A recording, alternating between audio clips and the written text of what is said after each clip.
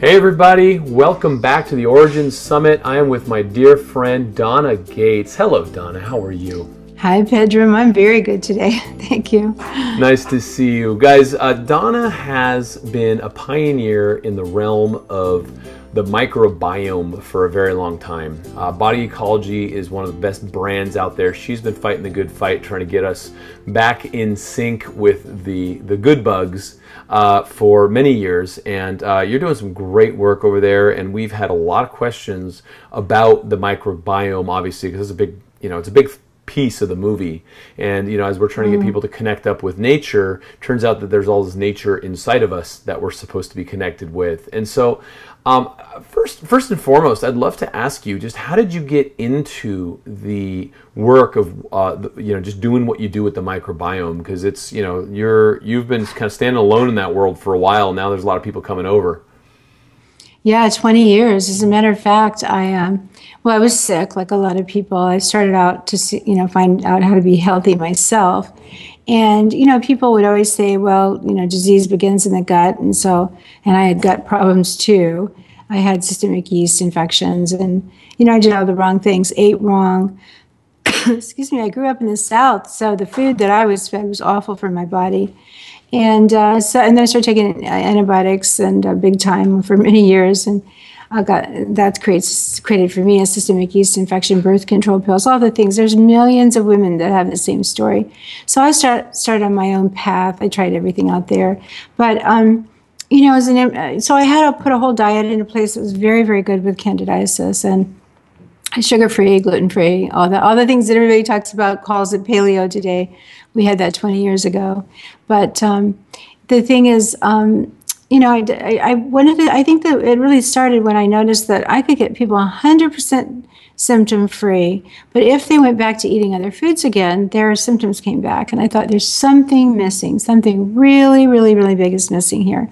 What is it? And, I really believe that many of us, maybe every one of us, can ask questions, and you can say ask the universe for help or something, but I believe there is that kind of help, and I've always gotten it. So I just started to draw in amazing little chunks of information, and so eventually, I started connecting all the dots and putting something together. But in a way, I always say I stumbled upon this work. But I really didn't, because it was, so you go to a place, you open up a book, and there's an answer you're looking for. Or you meet someone, they have another thing they say to you. That's another part of the answer. So I had to create, so I started studying looking into the world of, really it was the world that belonged at that time completely to the microbiologists. And they were doing a lot of research on microbes, but they only reported it to themselves. Like they would tell each other about it in their journals, but I thought, wow, this is really important information. I think it needs to be out in our world. And so I started to teach it and study it, but bring out the science too. I didn't want to say, hey, you need good bacteria. I wanted to show the science. So I definitely was the first one to do that. But the thing is that it was a difficulty. One of the difficulties I had, besides the fact that nobody was ready to listen, well, there were always people ready to listen, but not like today. But the other problem I had was the language. Like there was nothing to describe this world that lived in our gut. So I created the term inner ecosystem, and that's the term I used for almost 20 years. But now the term microbes and microbiome is the scientific term that everybody uses. I still like inner ecosystem, because another thing that was like falling into place for me is at that time, 20 years ago, everybody was extremely worried about the environment. That was a big topic of discussion everywhere with the people that are into health, is what are we doing to our planet and to the animals. So many species are becoming extinct, and it's our fault. What are we doing?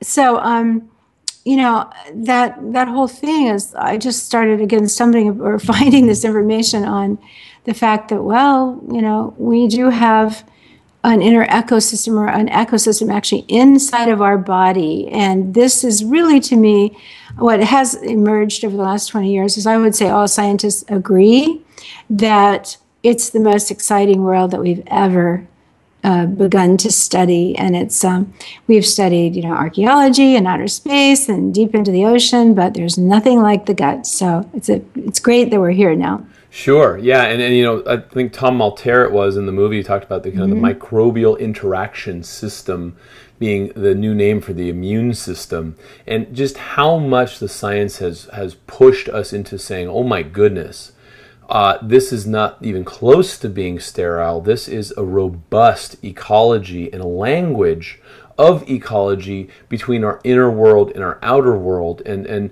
you know, that was a big thrust of the movie for me, obviously, was linking up personal health with planetary health, linking up personal care with planetary care. And you know, to a certain extent, I think we nailed it, but it's just such a hard subject because we're so accustomed to being outside of ourselves. We're so accustomed to thinking something from the outside has to come in and fix us, instead of working on this or almost fermenting this idea internally to realize that it's our coexistence with the life in us and around us that gives us our vitality. So, well, Pedram, another thing that makes it difficult to grasp is the fact that the bacteria that are so important are invisible. We can't see them.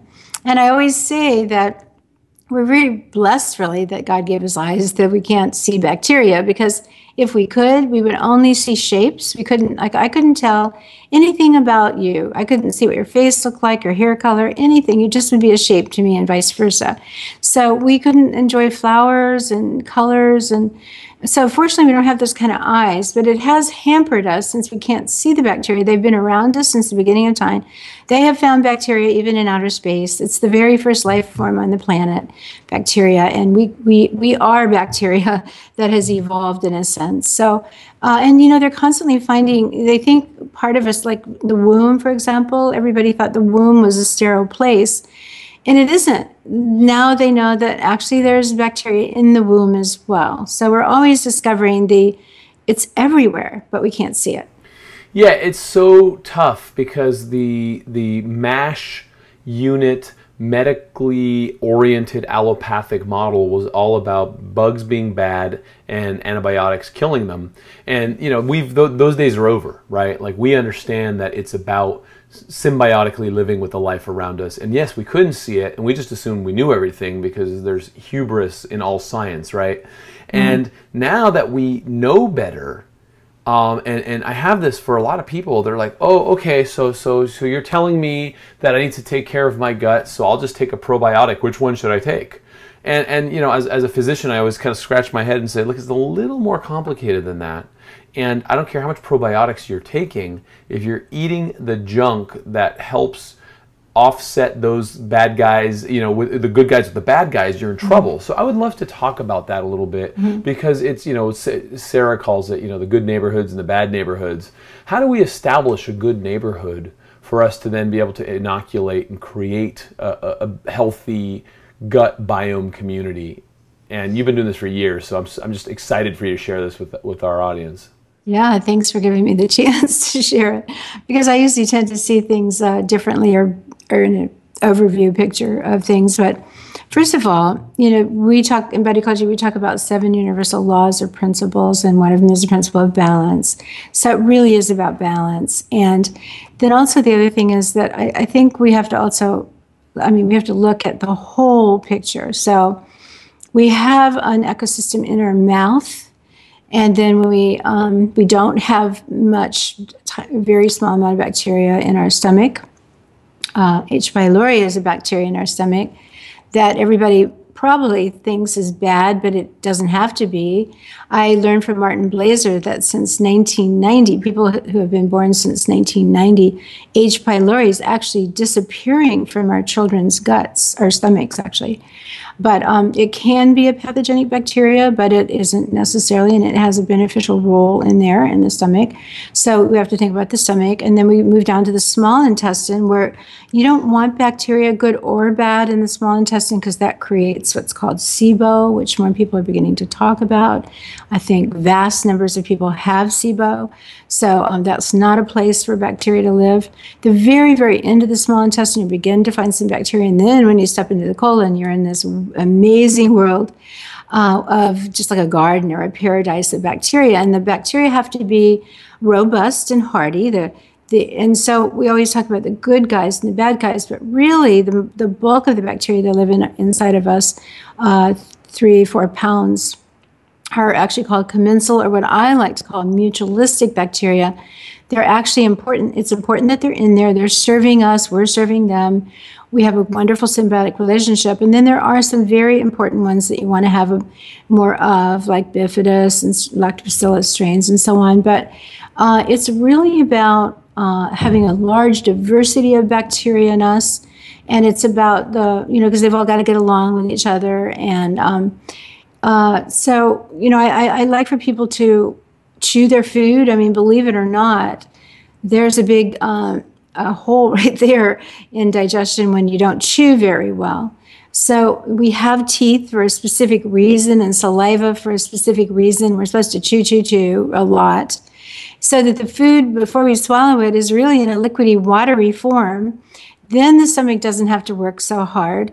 But by the time the food drips into the stomach, we have stomach acid. We're supposed to have stomach acid, but that's a big place where people stumble as well, because they don't have hydrochloric acid with pepsin. You can take it as an enzyme. We have been selling really good, powerful, potent enzymes for years. And then the food moves into the small intestine, and then different things are happening there. So in the small intestine, which again is a world we don't want bacteria in, you've got a little broom-like mechanism in your small intestine that sweeps along the bacteria, makes sure it leaves the gets out of the gut, out of the small intestine. But in that world, we need pancreatic enzymes. So I like for people to take hydrochloric acid with pepsin for the stomach, help digestion of protein, extracting minerals, and then to use the pancreatic enzymes to help with digestion. The rest of the protein is digested there. Then the fats and the plant foods that you've eaten, they're all digested there. So we need different enzymes in the small intestine, and those are alkaline enzymes. They're acidic in the stomach, alkaline in the small intestine. And so following that, that's nature. That's how nature does it. So we have to do that too. And we can. We have the tools to do that. Then, of course, when you get into the big, the largest intestine, or the colon, that there's more things that have to be done. One of the things that the functional medicine doctors always talk about is to remove the pathogens. And if you have a bad guy in the small intestine, like us, and you have SIBO and something's in there that's not supposed to be, you may have to wipe it out with an antibiotic. But there's other things you should try first. Oil of oregano, berberine. There's actually other, we have a gut summit coming up at the beginning of the year and talk about all of this. But there's a whole protocol for products that you can use to get rid of those pathogens in the gut. Then, but down into the large intestine, I think that's where fermented foods are so important, because they have the diversity that's so very, very critical in there. And so for years, I watched people get into probiotics, and doctors were going crazy over that. But the remove part, let me say a bit more about that. I'm very big on colon cleansing techniques, like old-fashioned enemas that have been around for thousands and thousands of years. I mean, the Ayurvedic, they're very popular in India and so on. There's always, in many of the clinics that people go to for cancer treatment and all, they just know to clean the colon. So we have really toxic material in our colon, and if you do home enemas or go to a really good colon therapist that knows how to do things properly, they can rinse that toxic material out. We unfortunately have some really nasty stuff that accumulates in the small intestine, because the small intestine is very, very long. Like you can look across the room and see what 23, 25 feet would be. Then imagine trying to fit all that in between your hip bones. So it goes way up under your ribs and way down to under your pubic bone, but it has to fit inside of you. And so as we eat, particularly from the very beginning of our life, we eat carbohydrates. And like we start off with cereal with milk on them in the morning. We go to school with sandwiches and cookies and pancakes and all the things that really make up, how kids are raised today, even sadly, even today.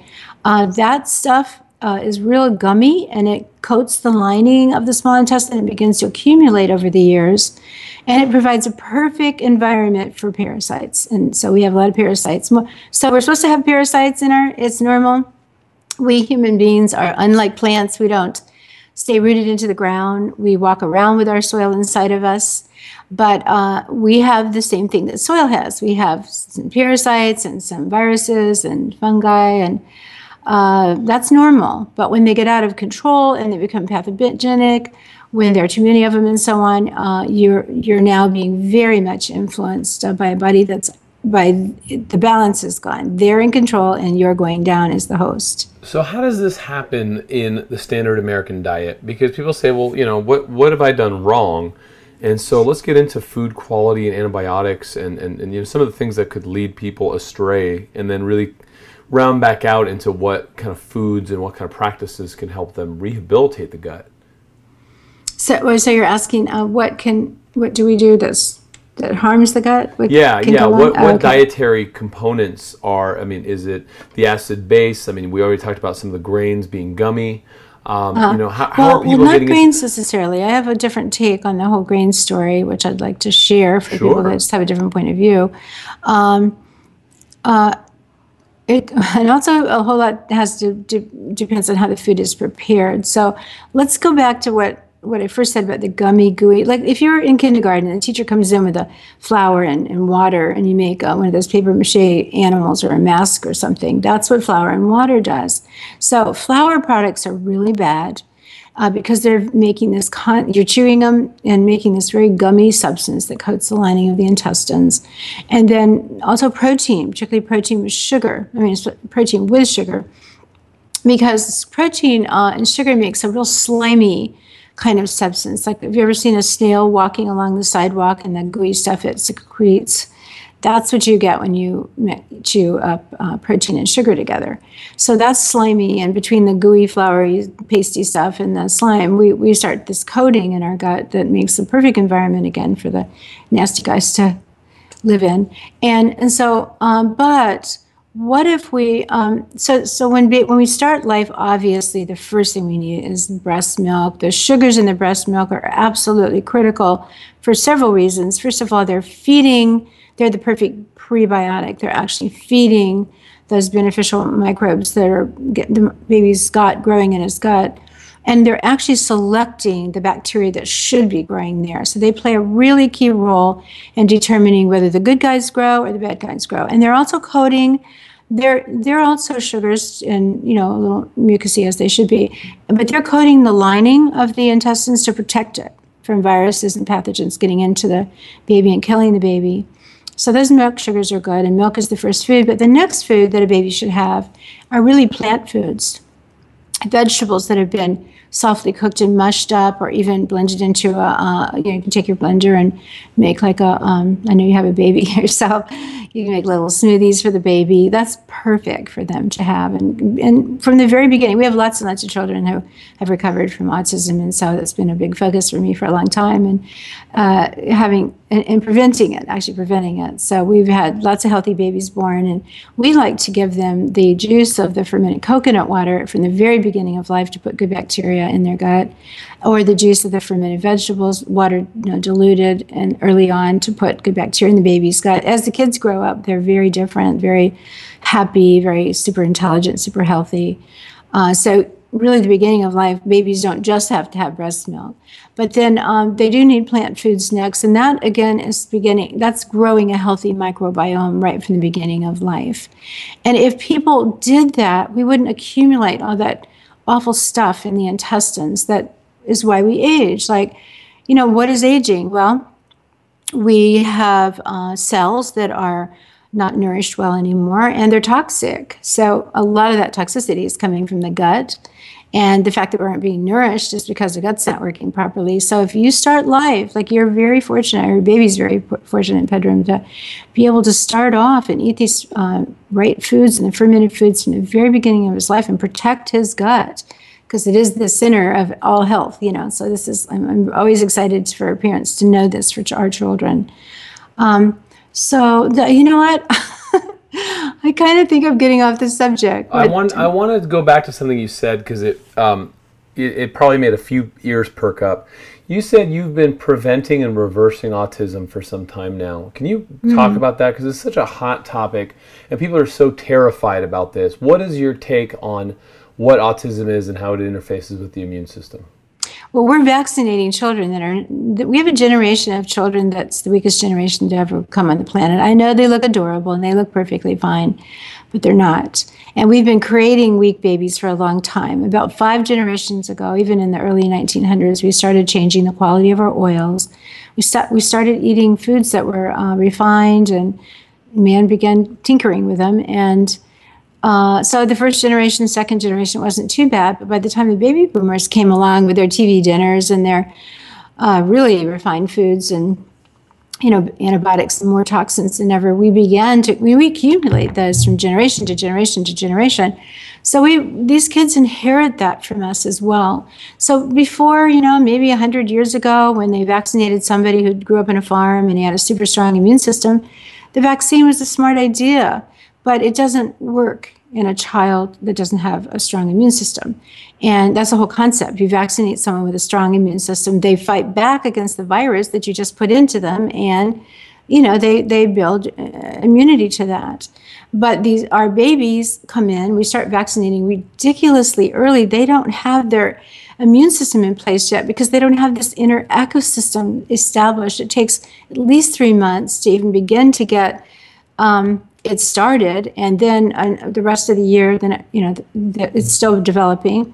We come along though right away and wipe it out with an antibiotic. Some of the right microbes never come back again, and some really important ones as well. And then we go on trying to eat foods like plant foods are so important to us, but some of the microbes, like the one of them that's very, very important called Oxalobacter formigenes, that one doesn't come back, and then we go along and we're reacting to the oxalates in foods because we don't have Mr. Oxalobacter formigenes in there to eat the oxalates for us. So we're getting these little we get crystals inside of our body, causing kidney stones and all kinds of other problems that we don't even realize is happening from foods that we think are so healthy for us. Like, you read all the time, chocolate is good for the microbiome. It's got polyphenols, and polyphenols are good for the microbes. But chocolate is also very, very rich in oxalates and very high in copper. And we don't have the bacteria, most of us. This bacteria comes in our gut when we start crawling.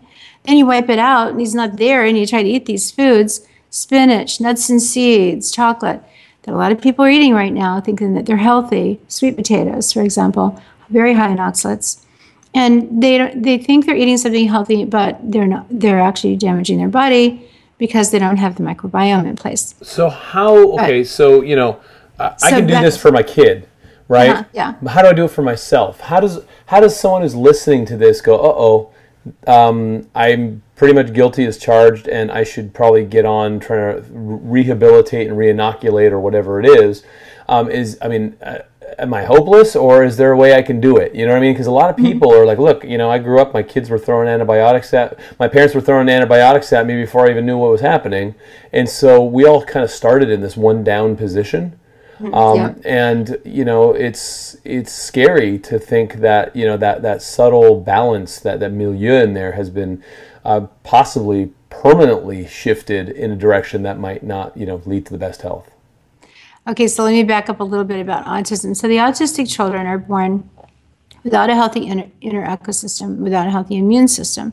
What they have instead is they're born with candidiasis, yeast infections, and they have gut problems. The gut's messing up their brain in a sense, and they've got really unusual behavior. They're a perfect example of your question, Pedram, that what are we going to do about that? Well, what we do is we start them on fermented coconut water. Now, I know coconut water is very hot in the world. People are buying lots of it, but it's extremely rich in sugar. Now, sugar feeds the bad guys big time, just like a high-fat diet feeds the bad guys big time, causes the wrong ones to grow. And so the kids also very much, the autistic kids are very addicted to carbs. That's all they want to eat. Between their bad gut and their yeast infection, that sugar is it for them. And their mothers say, there's no way he'll ever eat a piece of broccoli.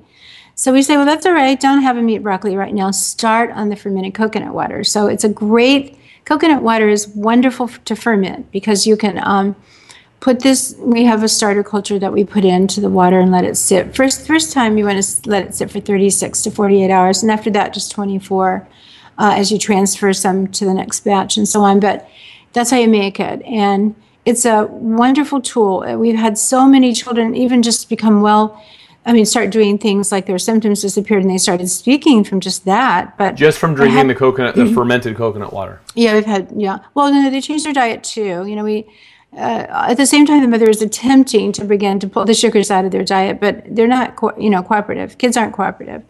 And the mothers are just stumped. So we start there. And yes, that alone starts to change because you're putting on, they drink a lot. Like, if they will, they can have 2 cups or more a day. The ones that really love it and drink the most are the ones that get, their symptoms improve the fastest. But we even say, moms say, we won't drink anything, and she's drinking this junky juice. And we say, well, just put it in the junky juice. After about 4 or 5 days, what's very cool is they don't want the junky juice and they start drinking the coconut water. But also they change. They begin to change. They begin to crawl up in their mom's lap and eat her broccoli and everything. So it's a process, but it has to start somewhere. The place to start is by fixing the gut and by fixing it with something really simple to eat, like to drink like that. We also have probiotic liquids that they're wonderful and very potent. And the way we make our probiotic liquids is we bring the grains and plant foods in from the organic fields, and then we grow a culture off of those and then inoculate them with things like bacteria, antibiotics, and birth control pills. And the ones that are left surviving, we grow those out, and that's what you're getting in the probiotic liquids that we sell. So for people that don't want to make coconut water, a few ounces of that a day is beginning to put a very powerful diversity of bacteria. See, that's the secret to the coconut kefir. Doesn't have the diversity that the probiotic liquids have or that fermented foods have. So years ago, I started trying to teach people about fermented vegetables, and I didn't want them to just have sauerkraut, so we developed all these recipes using a variety of vegetables. But when I would tell people about sauerkraut, they would go to the store and they'd buy this glass jar, which was pasteurized, and it had vinegar in it and lots of salt and not alive. And I thought, this is not what I want them to buy. So I had to change the name back in those days to cultured vegetables or fermented vegetables. Well, so some people say sauerkraut, but they should say live fermented, freshly made sauerkraut if they're going to use that term. But we say cultured vegetables. And usually sauerkraut is just cabbage, but cultured vegetables are a variety. And they're so important because they're pre-digested. When you ferment something, the nutrients in there are hundreds of times more bioavailable to you. So it's the best, the best food you can put in your body. Also, the other thing that's so very important is people are so addicted to sugar, and like with the coconut water, after a week or so, the kids don't even want sugar anymore. It takes away, sour foods take away your desire for sugar. So you've got to start having a willingness to change. And I think, a good place to start is with the fermented foods, because they even help you with that willingness, that, that the self-discipline that you're going to need probably. So what's happening there? So as you're taking the fermented foods, what's happening in the body ecology that's shifting over to make you crave less? Are the good bacteria starting to overwhelm the bad ones, which are getting you to crave the sugar? Well, there's so much we don't know yet, because even though the microbiome is being studied all over the world by thousands and thousands of scientists, they're not looking at fermented foods. You can't make a lot of money on them, and drug companies won't be able to patent them and sell them as a drug. That's what they're trying to do with specific strains of bacteria. So we don't know exactly why they're working. They're ancient foods. Man has always had them everywhere on the planet where man ever survived. He had something fermented. And why would that be? Because fermentation came before we did. The bacteria were here on the planet, and nature ferments. It does spoil. Things can spoil. But if the good bacteria are multiplying, then you're getting fermentation. Mm-hmm, mm-hmm.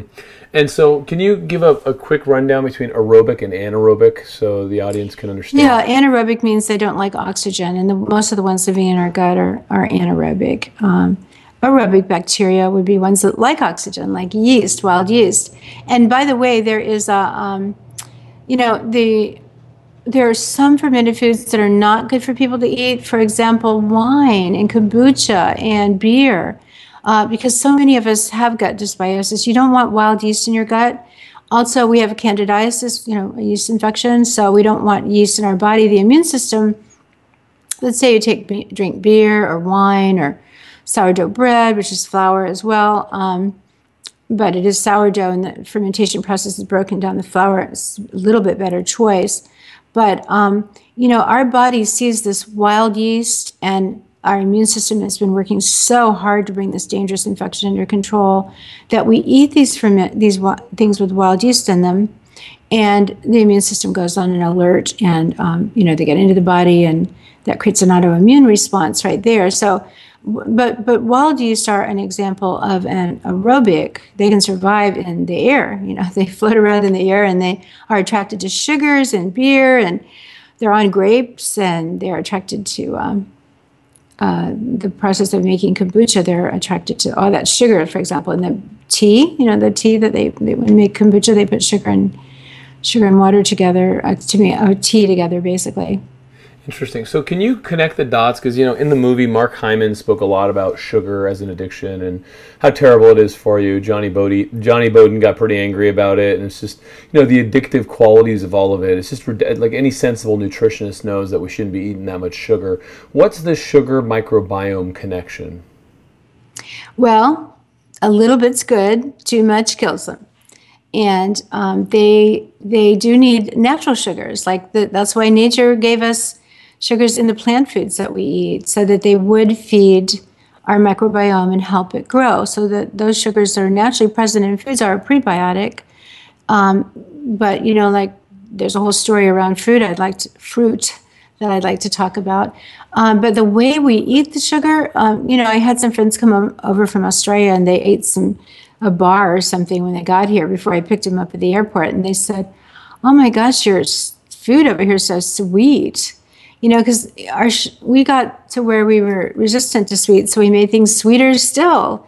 And if you're eating sour foods, and this is something really important to understand, that you can taste the sweetness in a carrot. To me, because I've been eating fermented foods for 20 years, but after I got into the autism community and really began working to help those kids get well, I really got serious about the fermented foods and added them very consistently to my diet. They're just part of how I eat now.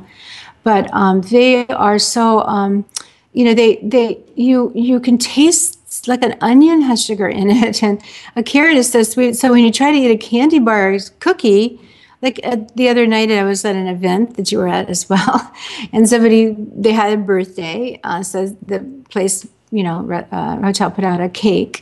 So I thought, well, I'll just take a little teeny piece of this chocolate cake. So I did. I took a little, not even like that, maybe half a teaspoon. It was so disgustingly sweet. I thought, gross. I don't want any more of this, which is good. Good thing, because it was, chocolate. I could have gone for it, but I didn't want it. So that's really important too. There's something that it changes about what your body, it definitely changes your brain. There's this big gut-brain connection. Sour takes away your desires for sugar, and that's important. So then you eat the sugars. Like, to me, a piece of fruit is so sweet that I don't need even a whole piece of fruit, and that's better, because we can definitely overdo even on the so-called healthy things, like too much fruit. Yeah, let's talk about fructose for a second, because it's getting a lot of media attention, and I just want to hear what your take on fructose is. I don't think you should have fruit until you've got a healthy microbiome in place. There's one of our principles. The principle is step by step, and that's the principle that talks about timing on things. There's a time when you can do something and a time when you shouldn't. So fruit is even too sweet in the beginning. When you have the bad guys in there, you're feeding them. And so you want to get rid of them and have this really healthy microbiome, and then, give them a small amount. Be thoughtful about what you're feeding yourself, because you're feeding them too. So that's kind of my take on it. Yes, it's full of vitamins and minerals and nutrients, and they're more balanced than if you ate sugar, but you have to, who are you feeding? Who are you feeding? Right. So what's a sensible approach for someone who, say, is listening to this and is like, oh boy, I grew up on Little Debbie's and hot dogs and, all the standard American stuff. How do they jump in and say, okay, here's my first step, and here's what I need to do in the next 1, 3, 6 months to really kind of turn the ship around and feel better? Well, it doesn't even take that long. First of all, you got to realize life is long. If you're 30 years old, you probably got another 70, 75 years at least to go. So, and change happens quickly. You can change the gut microbe community in the gut quickly if you do the right thing. So I would say to somebody starting off, this is what we do in the Body Ecology diet all the time. Where do you start? Well, maybe start with having something fermented. Get the sugar out of your diet. That's why I brought stevia years and years and years ago. At the same time, by the time the Body Ecology diet book came out, I had stevia, the white. We call it stevia, but it was really Rhodiola stevia blend. It was illegal to have it in the country and sell it. Well, selling it was kind of a gray area, but I did sell it for years and created a grassroots movement. Monsanto was still promoting aspartame big time, and they still had their patent on that. And so, to me, that was a really, really important thing, was to find something like stevia to substitute for sugar for people, because we always are going to want that sweet taste. It's just a natural thing. I mean, human milk is sweet tasting, and we love that emotional connection. We just made it safely in the world, and our mom puts us to her breast, and she starts feeding us, and she loves us and strokes us and everything. There's just deep connection to the sweet taste. So that's fine. But I like for people to take the stevia and make like lemonade, for example. Squeeze some lemon juice into a glass, put some sparkling mineral water in there and some stevia, and make sort of like a Sprite type of a drink, lemonade. And then the body doesn't care. It's got something sweet, so it's happy, but you're not feeding the bad guys and you're not hurting the good guys. And so you do need a sugar replacement as you cut down and then eliminate the sugar out of your diet. The other thing I think is very important to do is to change the oils you're eating. And that's a simple thing. Just get rid of the canola oil and the vegetable oil and the corn. I grew up on Mazola corn oil, and we fried everything. I grew up in Georgia, and everything was fried. You had fried chicken and rice and gravy 3 or 4 times a week, I think. But we even put fat back in our vegetables and on. For my genes, I've had my genes tested. I know what they are. It was really the wrong diet to grow up on. But it's never too late. Like, I'm definitely healthy. I'll be 70 in 2 years, and I'm definitely healthier than I was when I was 20 or 30. Certainly I'm older and certainly look older, but my health is way better than, there's nothing wrong in my body, like it doesn't hurt anywhere, and I'm very, very limber, and I walk like a normal person should, and my hair is still my natural color, and my teeth are my teeth, and so those are easily done. Like, people accept aging, which is ridiculous, and these fermented foods are very, very important for anti-aging. Eli Michnikov said that years ago. He said, hey, I noticed that when people eat fermented foods, and they're living longer. And he did, and he lived into his 70s, which was very old in those days.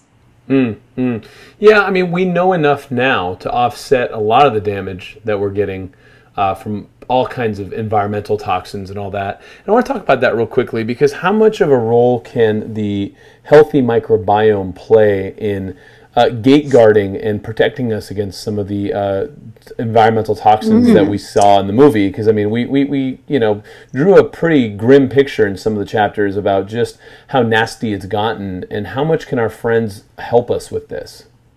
I am so glad you asked that question, Pedram. That's a brilliant question, because it lets me say something really important that I always want people to understand.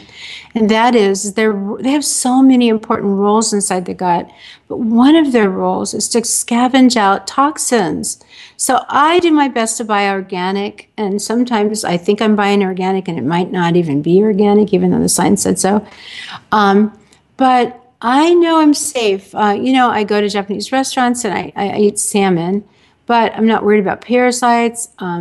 Also, fish, this makes me feel sad, because women don't eat fish when they're pregnant because they're worried about the mercury in the fish. Well, don't eat the high mercury fish, but, if you're eating fermented vegetables and drinking the fermented foods that I recommend, you've got so much amazing bacteria in your gut, and they're going to scavenge out the chemicals and the pesticides and the poisons. Like, don't put a lot of that in there. for them to have to work really hard, but that's a good, I mean, that's a job for them. They sit there all day long waiting to get rid of the bad stuff for us. They look for eggs and parasites, you know, the eggs and the larvae that like you can go take lettuce and wash it off and think you've washed something, the eggs and larvae of a parasite off, and you haven't. And so again, they're there to keep the balance. So we're going to get some parasites living inside of us, but they're going to make sure that it doesn't grow out of control. They eat the eggs and larvae, and so you don't have that overgrowth. So our children, so again, I teach people about a very special type of technique for getting the parasites out through type of colon therapy. But again, let's start our kids off, like your baby, Pedram, you know, like, you'll do all the right things and you'll have him on the fermented foods. And so he won't have the same kind of, you know, problems that we have. And that's how we're going to save our planet, because our kids, I mean, if we're having, in about 10 more years, it's expected that every other child will be autistic. That's the new statistic. Every other child. Who's going to take care of those children or those adults? So we have to turn this around. And then there also, nature will step in and we won't be able to reproduce. That's already happening. I know you mentioned that in the movie. This is honestly the answer. I swear, you know, years ago when I stumbled into this and it began to all come together and I began to understand what I had to offer the world. And also, as the science continued to come and come and come, and I began to understand myself more deeply, you know, a gluten-free, sugar-free diet that's rich in high-quality other foods, good fats, good proteins, lots of healthy plant foods that we digest. So you also have to prepare the foods properly too. But that's what we've been offering the world for about 20 years. And now many people are saying the same thing, which is good, with different labels on it and everything. But the fermented food piece is so critical. They were survival foods. There's a legend in a story about when I got into milk kefir first, which is one of the first fermented foods, I started to research where did that come from. And, you know, from Turkey, it looks like milk kefir came from Turkey. And the Turkish people will tell you really interesting legends about it. They said that this food was given to them, this special food. They were told to eat it, but not to share it with the outside world and not change it anyway. Well, not to change it anyway. They say it was given to them by a messenger God who said not to change it in any way. So they tried to hold on to it and keep it from the rest of the world because they thought other people would change it. But, you know, there's supposed to be an ark there in Turkey where the Noah's Ark settled. But there was a flooding of the earth about 6,000 years ago, and people did survive it, and many people didn't, and a lot of life didn't survive. But when life started over again, fermented foods were there. And so you know, I believe in the legend is that fermented foods are the foods of Noah's Ark.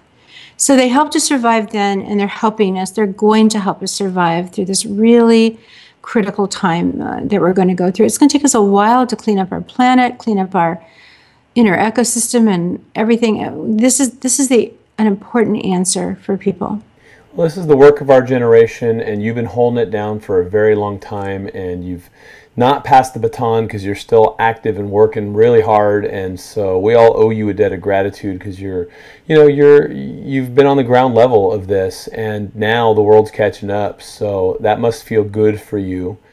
Well, thank you for saying that. It feels really good, but also because I know so many of you that are coming along, I can't tell you how grateful I am for that because, you know, you do what you do because you really believe that the world can be healthier, especially for our children.